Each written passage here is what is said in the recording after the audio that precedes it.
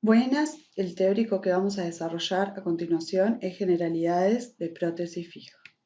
Para introducirnos en el tema, debemos hablar de equilibrio de Godón.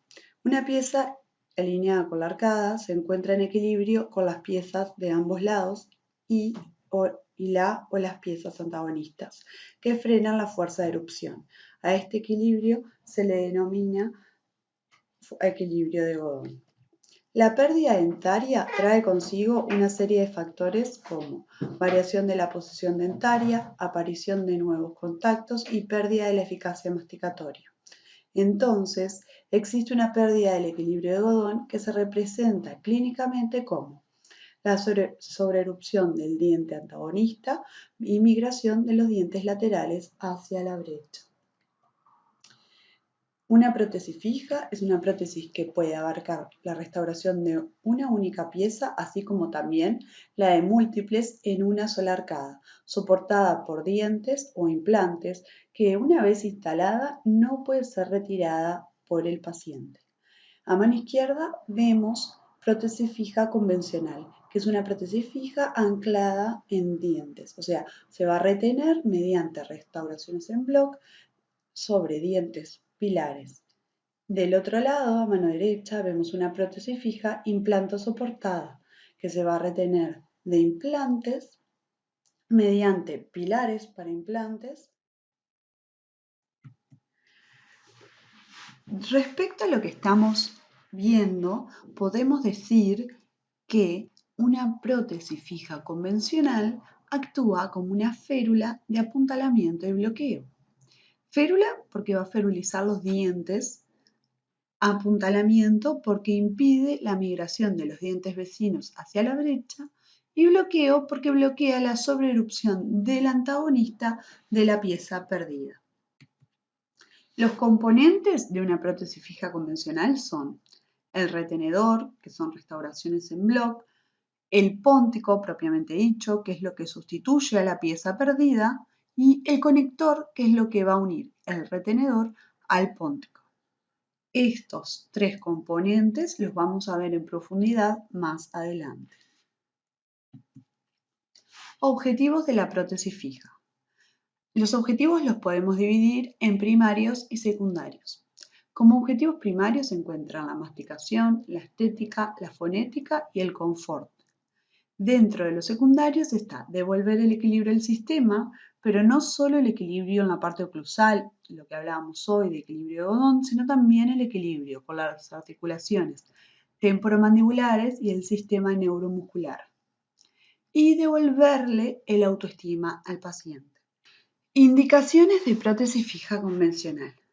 Para las indicaciones vamos a hablar de 7 puntos a continuación. En primer lugar, vamos a hablar de que el paciente debe tener una buena higiene. Es un factor importante a tener en cuenta. Hay un momento de diagnóstico que es el principio del tratamiento. Debemos hacer un diagnóstico con revelador de placa para enseñarle al paciente cómo se debe cepillar. Y además, luego que nosotros tallamos en esos pilares, el paciente va a llevar un provisorio. En el momento que se le instala el provisorio hay que mostrar cómo higienizarse y a nosotros ese mismo provisorio nos va a servir para evaluar cómo el paciente se está higienizando sesión a sesión. 2. Dientes pilares aptos. Los dientes pilares son las piezas encargadas de absorber las fuerzas, no solo dirigidas a ellos, sino que también las fuerzas adicionales de los y las dientes ausentes, y transmitirlas a los tejidos de soporte para que sean absorbidas y disipadas correctamente. Deben tener buena capacidad de carga y buena capacidad de anclaje.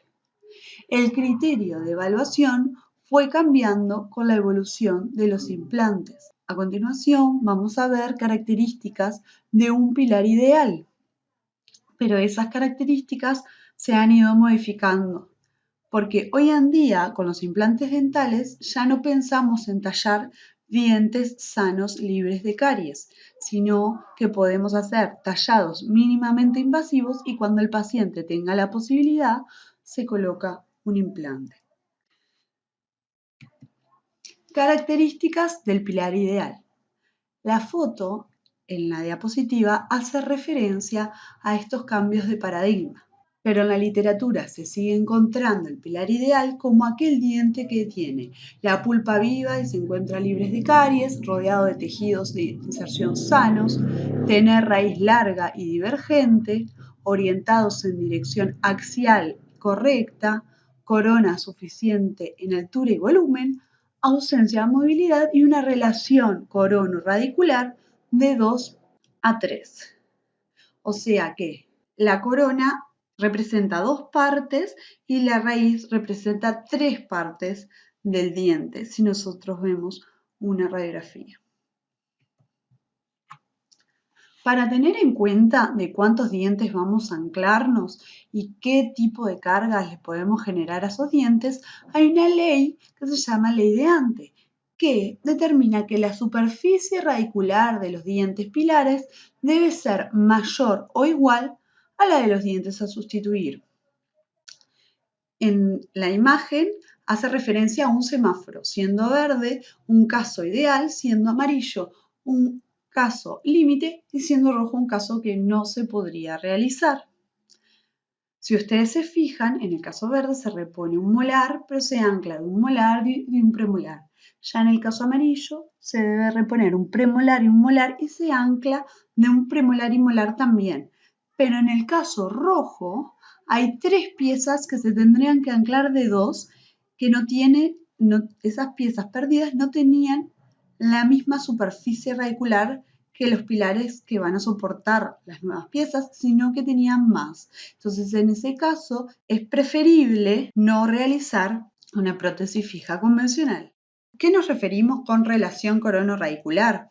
Es la medida desde oclusal hasta la cresta alveolar en contraposición a la longitud de la raíz dentro del hueso.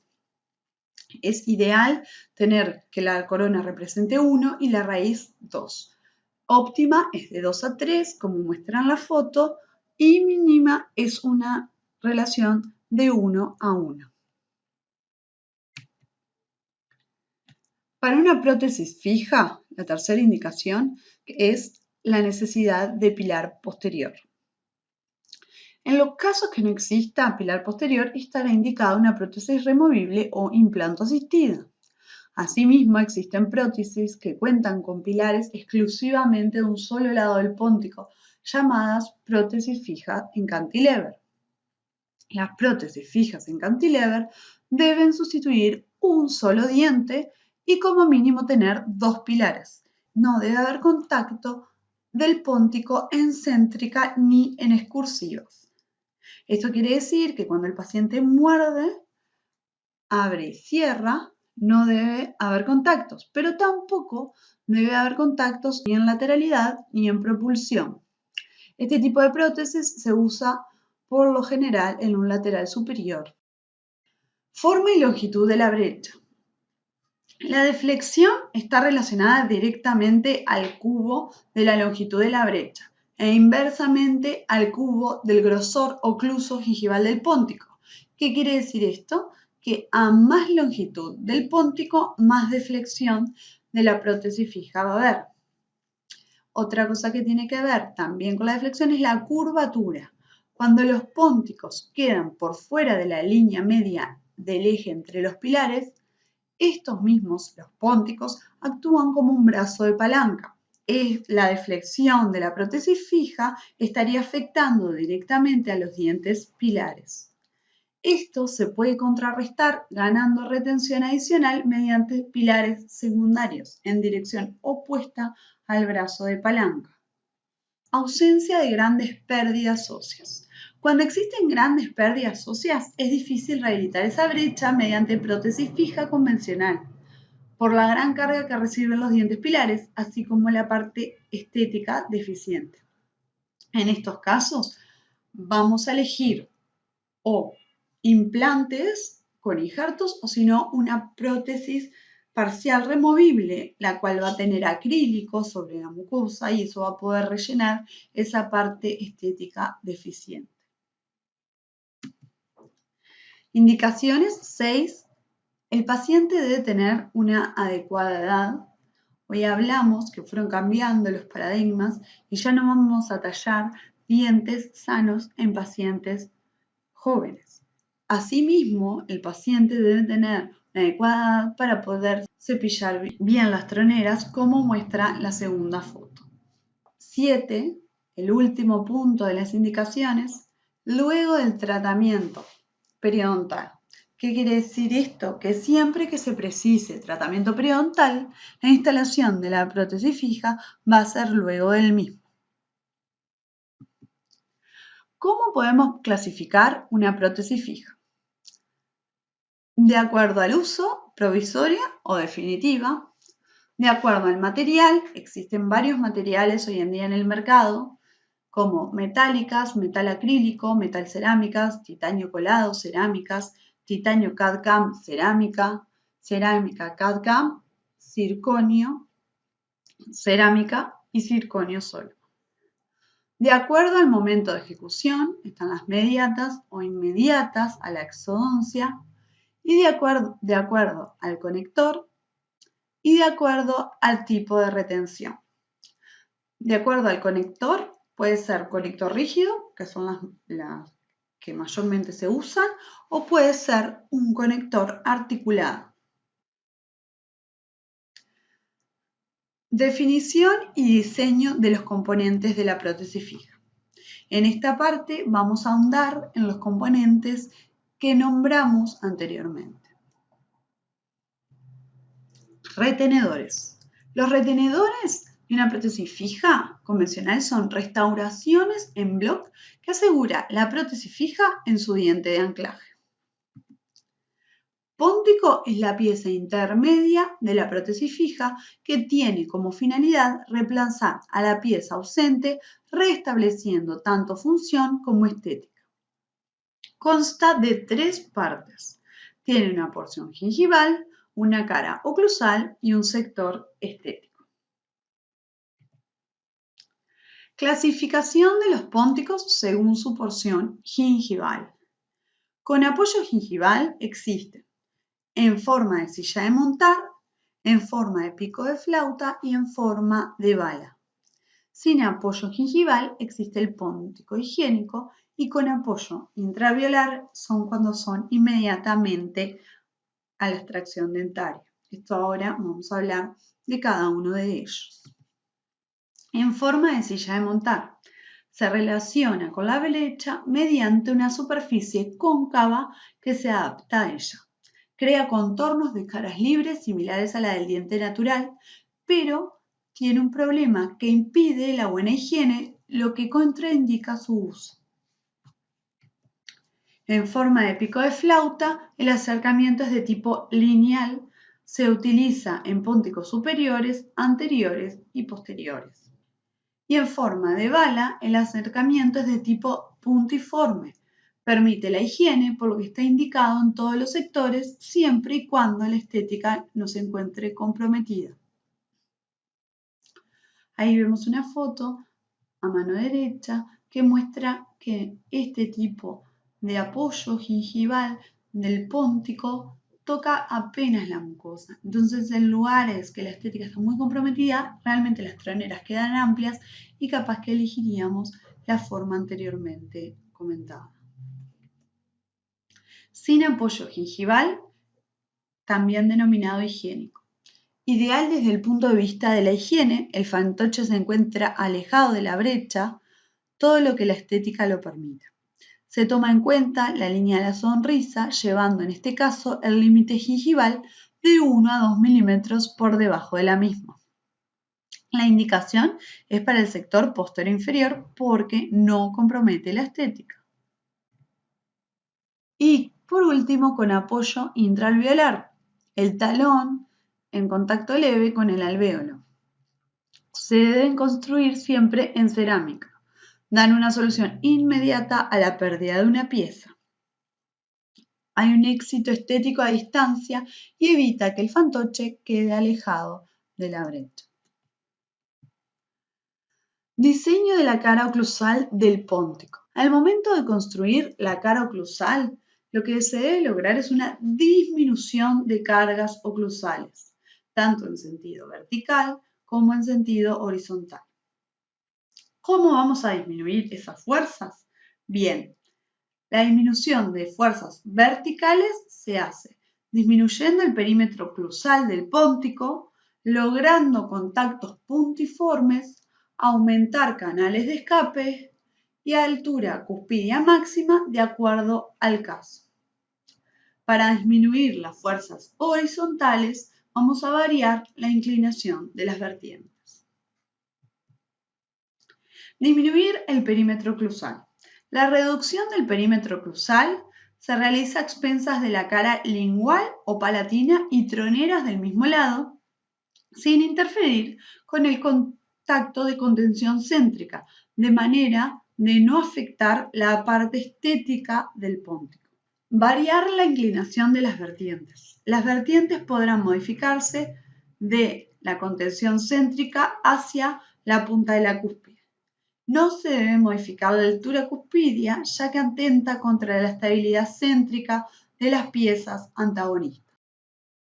Del póntico vamos a hablar ahora del diseño de la zona estética. Se realiza similar a la pieza perdida, pero debe permitir la higiene. Las caras proximales deben converger hacia gingival.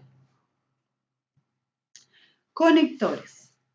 Es la porción del puente que une el póntico a los retenedores y representa el punto de contacto proximal en la dentición natural.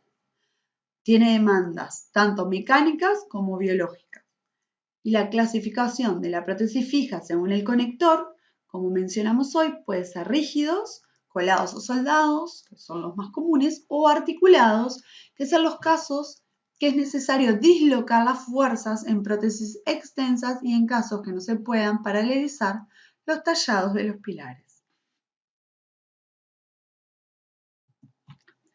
Clasificación de la prótesis fija según el tipo de retención.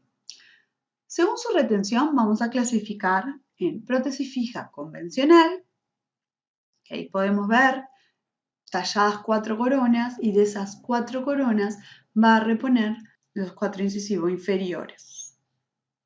Prótesis fija adhesiva, que es un tallado mínimo solo en esmalte por palatino de los pilares. Se realiza muchas veces como prótesis transitoria en pacientes con dientes pilares sanos.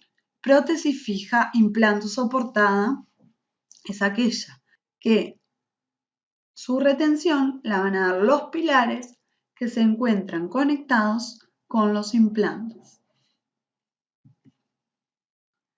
Prótesis fija implanto soportado. ¿Qué es un implante? Es un material aloplástico insertado quirúrgicamente en un reborde óseo residual, en principio como soporte prostodóntico. Los implantes dentales son con forma anatómica de raíz, entonces podemos definirlos como una prótesis de raíz.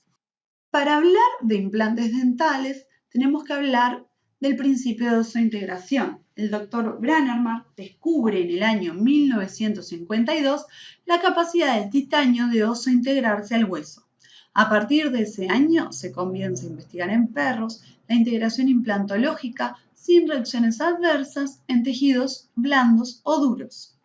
El término osseointegración fue definido por Brånemark como el contacto directo entre el hueso vivo con la superficie de un implante a nivel de la magnificación del microscopio óptico.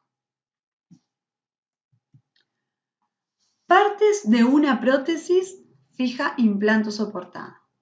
La prótesis fija implanto soportada consta de un implante que va insertado en el hueso, un pilar que conecta mediante un tornillo con ese implante y una corona. El implante puede ser de conexión externa o de conexión interna. Los más usados hoy en día son aquellos de conexión interna porque dan mayor estabilidad a la corona. De ese implante se va a relacionar el pilar con ese hexágono que va a ser externo o interno y lo va a atravesar un tornillo que va a ir desde el pilar hacia el implante.